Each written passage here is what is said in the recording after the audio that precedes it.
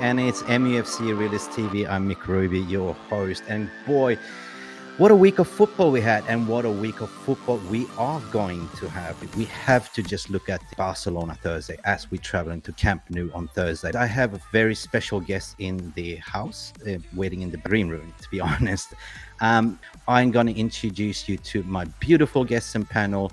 I'm going to add them one by one. I'm going to add on Mr. Anil to the stream. How you doing, Anil, from All good. TalkSport? Thank you very much for having me on. Appreciate it as always, and I'm really excited to talk Man United. Yeah. Talk to you later in a bit. I have also Kojo from... There you go, Kojo. There you are. Yes, sir. From three in the midfield. Yes, three in midfield. Thank you for having me as well. And always have to talk about Man United and what's going on with the club. Exciting times, but I'm in good form, so let's get into it. Let's get into it. Let's get into the game. But of course, I have my scintillating Phil Standish. Standish, how you doing, good evening, sir? everybody. You all right? Raring to go. Looking forward to this show. Looking forward to discussing the weekend and the week ahead. So let's get on with the show. So let's get on with the show. The show must go on. Are you ready? But before we continue, please take a breath, take a moment. There's a bell button below. There's a lot of things that you can press. I know I forget about it, but if you have time, please press the like and subscribe button. But are you ready to get into the game?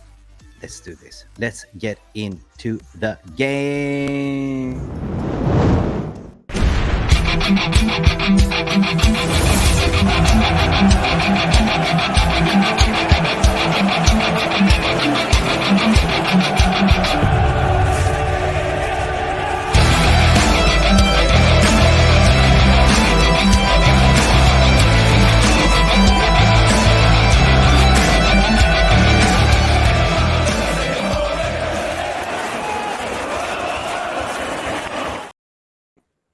Oh, sorry, I'm playing air guitar. Guys, welcome to the show. So pleasure to have you.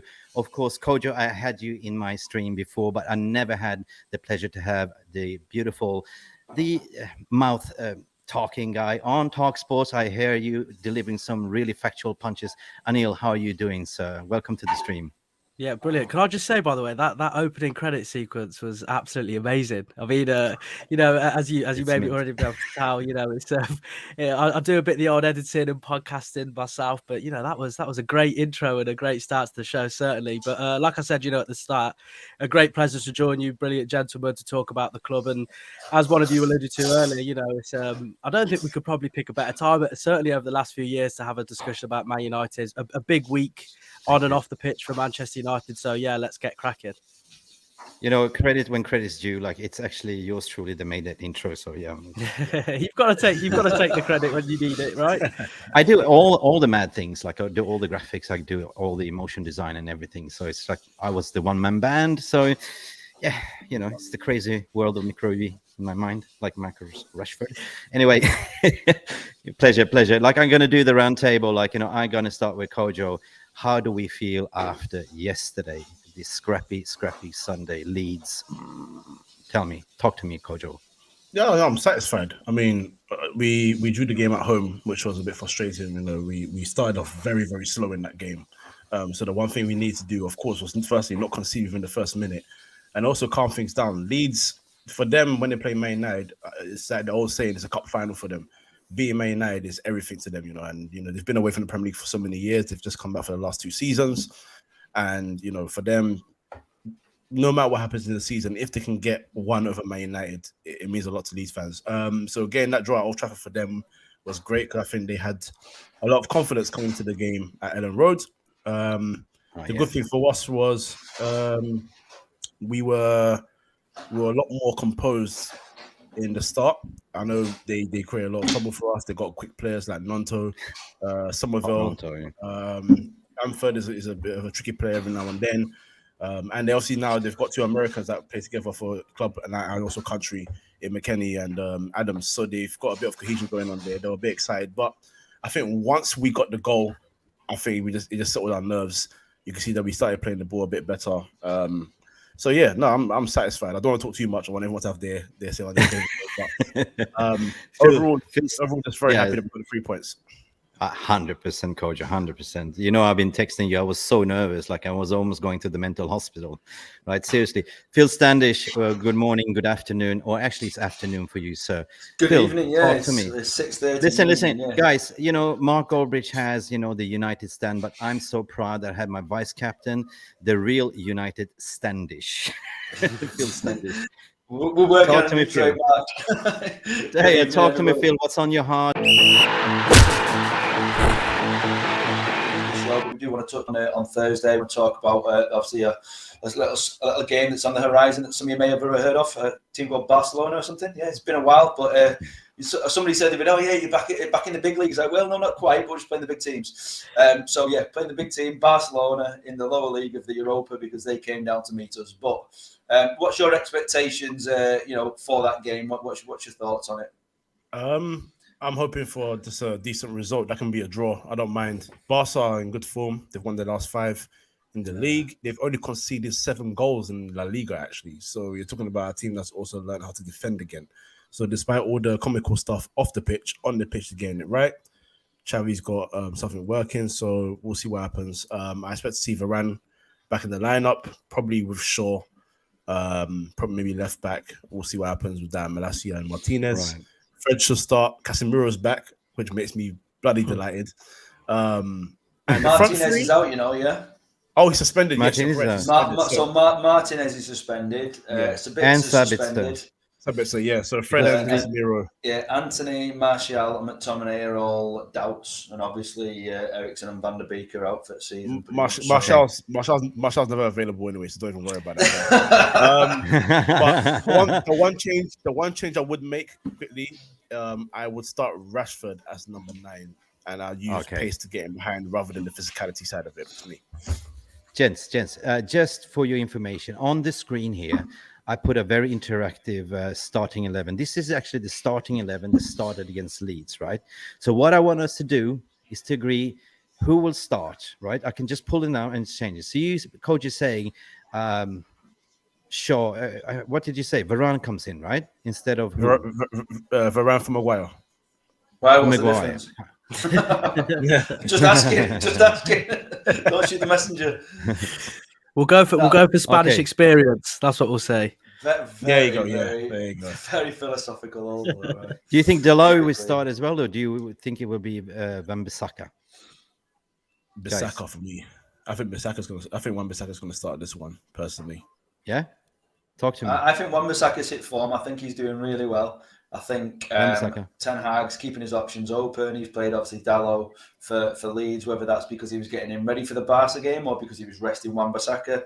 I'm with Kojo. I think he's probably going to start with Wan-Bissaka. Okay. Yeah, that's fine. I think I've been, even if I did want to pick Dalot, I've been outvoted anyway. But yeah, I think okay. I think it's a situation Aaron. where Dalot's been struggling a little bit, since his return, which is completely understandable. He's going to have to take a bit of time, but it's actually quite nice to have 1 or 2 options in that right back position. Yeah. So yeah, we'll go Wan-Bissaka, and I'm not too upset about that, to be honest. So yeah, we'll go for that. Okay. Wan-Bissaka get started. Sabitzer out and get Casemiro in. We can all do a big cheer. Yep. Sabitzer is got yellow carded. He's got 3 yellow cards from Bayern Munich, so he cannot play. He's suspended in Europa. So who do we take there? We take in Casemiro or El Clasimiro. Casemiro is coming back to the El Clasico for the beloved Barcelona. He loves Barcelona. So you would think you would be Casemiro, Fred, and Fernandes then? Yep. Yeah. Now I think this is where it gets interesting. Yeah, it does. Now this is drum roll. Rashford in the middle. I agree. I move Rashford there. We're playing chess here, right? Right. Weghorst gets the bench, and I think Garnacho starts. Sancho on the right. The only thing, sorry to cut across you there, but no, the only worry I do have with playing that, where does that leave Man United's bench? Exactly. And exactly. I think we can all agree, Weghorst off the bench, it's not exactly going to. There you go. Coach just put it perfectly right there. It's not exactly going to strike fear in the Barcelona defense. That's my only concern. And if you go and by what Sir Alex Ferguson used to say, you always pick your best players, and I completely understand that. But Manchester United literally have hardly no options off the bench. Yes, I agree. No. So it's quite a difficult one. I do think that's to bear in mind, because if we do play this front line anyway, what do we have 60 minutes in, 70 minutes in, if the game's very tight and we need something to change?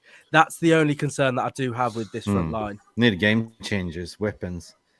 So, in summary, so for me, I think Rashford will start on the left. I think he'll start Weghorst up front. I think he's seen that. We thought he'd make changes and he hasn't, and we have seen the benefits of Weghorst, and people have praised, some of the way he used him in the Leeds game, and as I say, it was a bit box to box as well. He's just not getting the goals, but it doesn't matter if he's not getting the goals if the team are. Yeah. So. Yeah, I think he'll start Rashford left, because Rashford right. I know what you were saying before, Kojo. I think you were saying over Neil about the fact of strength from the he's the stronger of the other options who can play on both sides, more versatile. I think his strongest position is left, and he's got to start there with Sancho right for me. Do we think Sancho's starting? So, yeah, I think I can't. I think the only reason I'm going with that, Kojo, is because I think he's going to put Rashford on the left, and I don't know who the strongest person is on the right when Anthony's out, and we know he's got his weaknesses as well at the moment while he beds into the team. Police Street, he's never started him yet, so I don't think he's going to suddenly start him against Barcelona. We know that Alanga's not had the form that he was playing in when we were relying on him last season. So I'm just not sure who else. We've not seen Garnacho on the right, apart from in the Youth Cup last season, when he did actually do all right on the right, but for whatever reason, Ten Hag just hasn't played him on the right at all. So I question, if we don't put Sancho, who would you start on the right? I think that answers it. I was actually going to say we might be in for a bit of a shock, and it might be a Palestri, but wow. Okay. That's just me being. Wow. I'm quite a fan of his, but no, I'm quite happy with Sancho. I would say though, if Sancho and Rashford are starting together, I think Sancho's going to be on the other side. I think I agree with Anil. Yeah, because Sancho also needs to get his confidence back up to the highest level and his fitness as well. And putting him on his favorite side, I think, in my opinion, would be on the left and Rashford on the left. No, I see. I think this lineup stands, because I think what will happen is that you will see Weghorst coming in for Garnacho, right? Oh, no. Yeah. And Garnacho will then go on the left, and Rashford will go in the middle. Rashford up front, he will, Yeah. This is weapons, because he's a game changer as soon as he comes in, right? Or he might keep Weghorst as number 10. But this is Garnacho has to play against Barcelona with his trickery and his pace and his directness. Sancho needs also to be like direct with his trickery and pace, but Rashford needs to start in the middle. That's my humble opinion, but I think the first half at Camp Nou will be quite hostile as well. So I think we will go pragmatic to, try to sort of dominate possession a little bit. But of course they will play the domination football. But second half is key, to bring in Garnacho as a weapon, possibly bring in Dalot as well instead of Wan-Bissaka, to have that attacking option. But yeah, I think the starting will be like this. If I just go back to, where did it go? Weghorst. Veggie horse. Vegetarian horse. So, are we agreed on this one, gents? Yeah. We're happy? Yeah. I think, to be honest, that's pretty much bang on, really. That I think what we'll go for certainly on Thursday. Yeah, that's what we'll say. Then Ten Hag will put something random out. Maguire up front. Jones will be the centre back. Classic now, Ten Hag, guys. In the What's comments, your score guys, predictions then? What's your score predictions? No, well. Ask the audience first who they think they will start as well, and we will go for the score prediction.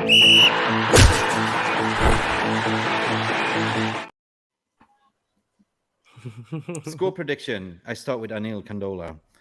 So, what do you think? It's a very difficult one. Hola, señora, hola. I think. Do you know what? I'm going to go with the Man United win. I think this is a very. It's crazy. It's almost a little bit like we're dreaming a little bit in terms of being so confident going into games. And look, we all know Barcelona are doing very well. They're on course to have a very successful season in the Xavi. But this is a Manchester United side, albeit 6 months under Eric Ten Hag. but he has got a tune out of this team that, to be honest, I didn't think half of these players were even capable of. Never mind producing it week in, week out. This is a side full of confidence, and of course, the big selling factor for me personally is Casemiro's in.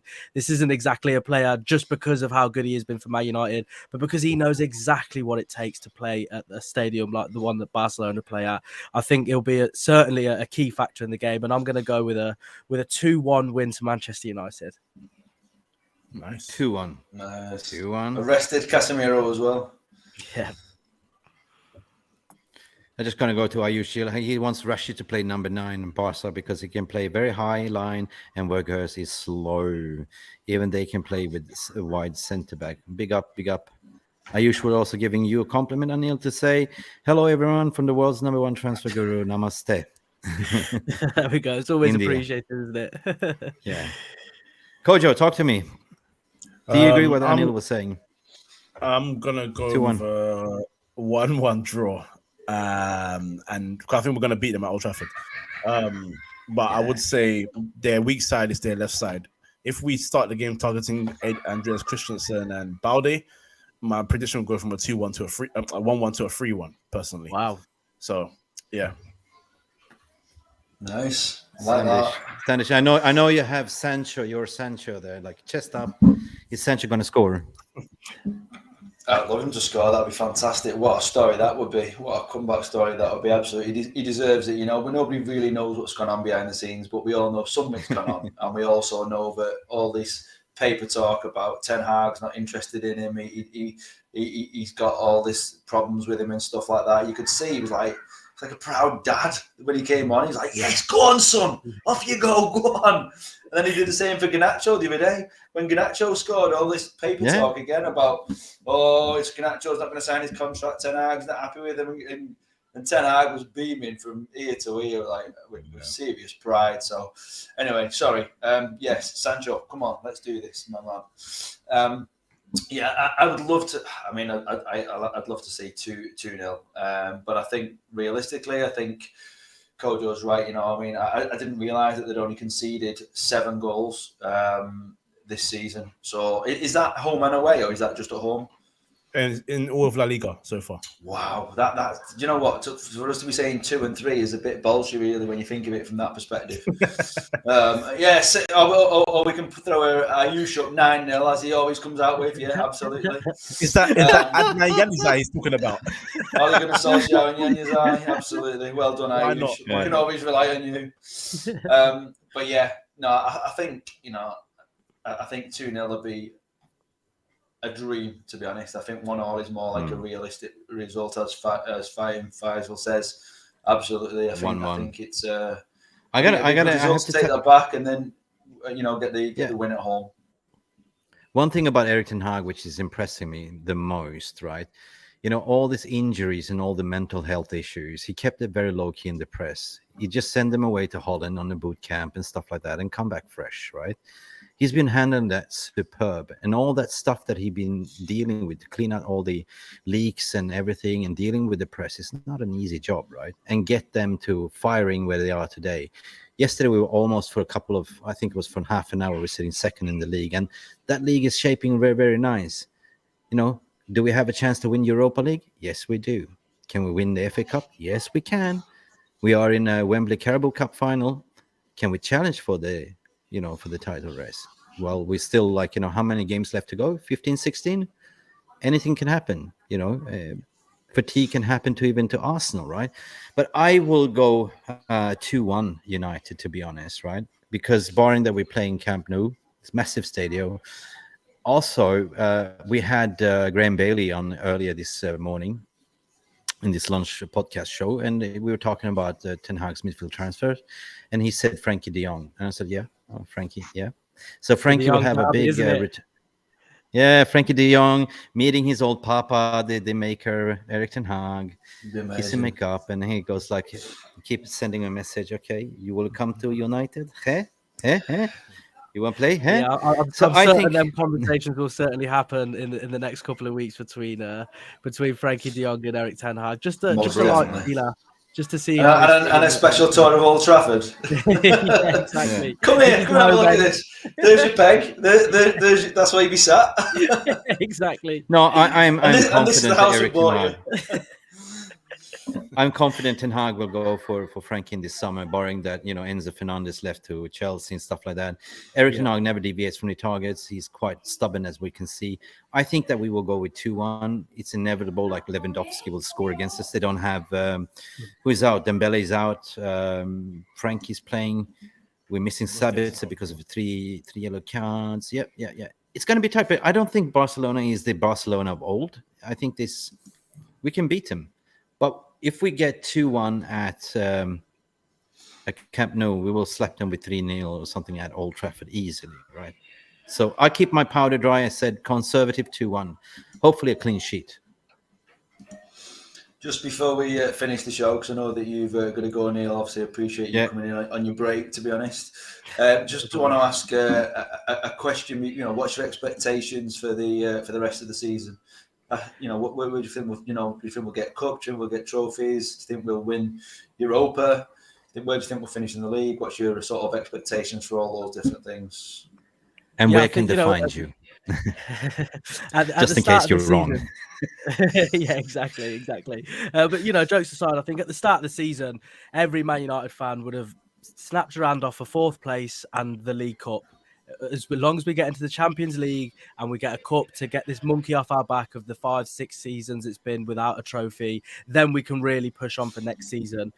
But this is similar to what I think, anyway, what Arsenal found themselves in last season, which was a situation where at the start of the season they would have certainly, took top 4. But then obviously as the season progresses and they found themselves in that 4th position, to then not get it, it was a massive disappointment. So you have to take in consideration really exactly what's happening this season. As we all know, Man United are the only team left in 4 competitions in this country. And this is a massive opportunity, not just for Eric Ten Hag, but for the club as a whole to move forward. This is going to be really significant for Man United, especially in the Carabao Cup. We all know it's not the most glamorous of trophies. We all know it hasn't got the je ne sais quoi of a Champions League or even a Europa League, to be honest.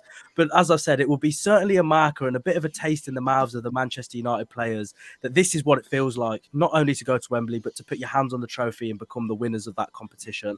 So I think at this stage, in terms of the trophies, if, of course, and to be honest, I think Barcelona's the dream draw for Manchester United. Either we beat probably who are the favourites and we go on to become the favourites and now we're the team to beat, or we exit the competition against a very good side at the earliest possible stage, which will then allow us to concentrate on the domestic competitions in the league. Good show. For me, I know it sounds crazy to some people, but it's the best draw we can have. Play the best of the competition nice and early, and we'll see really where we're at in terms of the Europa League. But very finally, in terms of the Premier League, I don't want to put a downer on things, but I do think it's probably a season too early for Manchester United to win the Premier League. The squad isn't quite good enough. And to be honest, Eric Ten Hag is masking a lot of issues with that squad. He's worked wonders with the very limited options that he's had so far. So I think next season, and considering what we spoke about on this episode today, if he gets the back in, which I'm sure he will, to get a proper striker and a central midfield partner with Casemiro, a big name I'm expecting and hoping for.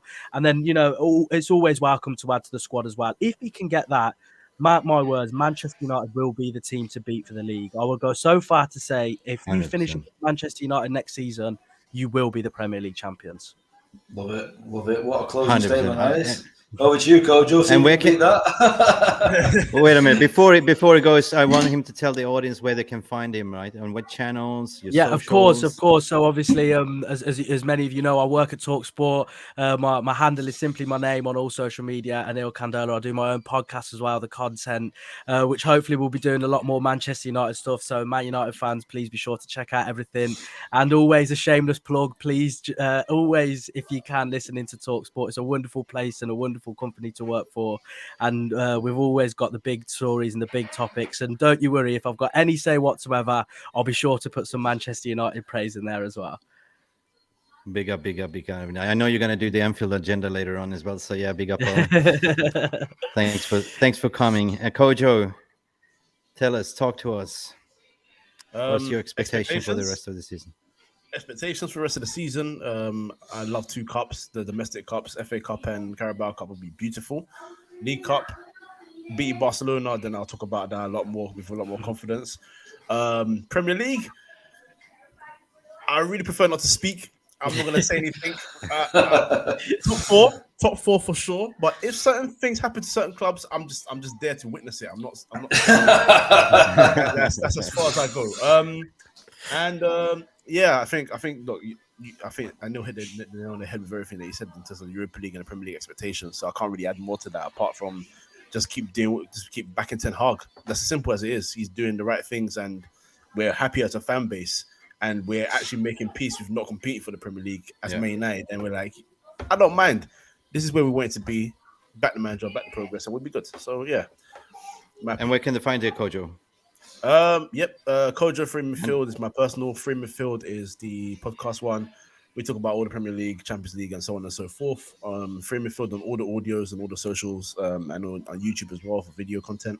And yeah, my rule is if you're a fan of football and you support a club, you're always welcome on my platform. So I'll be shouting you guys soon. Mick's been on my channel already. So Phil and Anil, be sure that I'll be dropping you a message in the near future as well. Anytime. Love to be part of that. Look forward to it. Listen, lovely to have you. I know we are kept you for very long, but we have fun when we talk football because that's what we're here for. Like, we love football. That's a passion. And Manchester United, as I said, is my second family. Third generation. So yeah, big up for all of you for coming on board. I want to leave this question to Phil. What do you expect, Mr. Standish, for the rest of the season? I know we had Christmas already. Yeah, I think my expectation for the season is I think Liverpool and Everton will be fighting for relegation. That'll be great to see that battle. Nice 1-1 draw tonight, or Everton just to beat them, maybe even better. I'd love to see that. That'd be fantastic. What a way to finish tonight. Whether I just don't think Arsenal have got the gumption to hold on. I think this week is going to be massive for them. They've already started to rock. They've already started to show a few cracks. So whether or not, and when you look at the running towards the end of the season, they've not got the easiest running. So I'm just hanging on with a little bit of hope. If we keep sort our injuries out, we're right up there, top three. Instead of top four. Obviously Newcastle, they're not going away. They're doing really well as well. But I think we're sort of looking at the top four now. Which order we finish in, I'm not sure. But the four that we are, I think is probably where we're at. And get that first trophy in the bag, get that winning feel back, get that trophy and think, wow, that's what it feels like to lift a trophy. Because it's been too long, far 100%. Too long. Get that feeling back, and then let's get some silverware in the cabinet again. Fantastic. Ayush Jill, he says United will win Carabao Cup and Europa. 100%. We'll take it. That's a route to the Champions League as well, isn't it? So that would be perfectly fine. Fahim Faisal, second, third, get 2 cups. Happy days. Yeah. For me, I am keeping always consistency. For me, it was never about challenging for top 4 or any trophy. It was all about the cultural rebuild, right? To get us back into winning ways. So nobody expected us to be where we are. But right now, looking at where we're sitting right now and where Liverpool is, where Chelsea is, and where Tottenham has been Tottenham, top 4, definitely we're going to get top 4. We're going to win Wembley, of course, Carabao Cup. We have a potential to win the Europa League. Hell, we can even win a treble or a triple, Nothing is impossible. It's the Newton's law, of gravity. What goes up must come down. The ball is round and plays to the 90 minute and plus add-on time, 5 minutes. So I'm super excited, but I'm very, very, our Messiah, Erik ten Hag, our savior. We've been waiting for him for a very long time. It was the Christmas gift that I was waiting for, Phil. Listen, that's positive vibes, and we're looking forward for going to Camp Nou. My God, I'm nervous already. Guys, thank you so much for coming and for sharing your thoughts. We are MUFC Realist TV. Please like and subscribe. It helps the channel to grow, or don't. But please be nice to each other on the socials as United fans and believe, because we are going places. This is Mick Ruby. This is Phil. This is Kojo. This is Anil. Please like and subscribe to their channels as well. And please, thank you. Thank you for joining. And please tell others about this podcast. See you later. Bye for now. Bye. Thank you so much for stopping by and watching MUFC Realist TV. Don't forget to like and subscribe and follow us on the socials.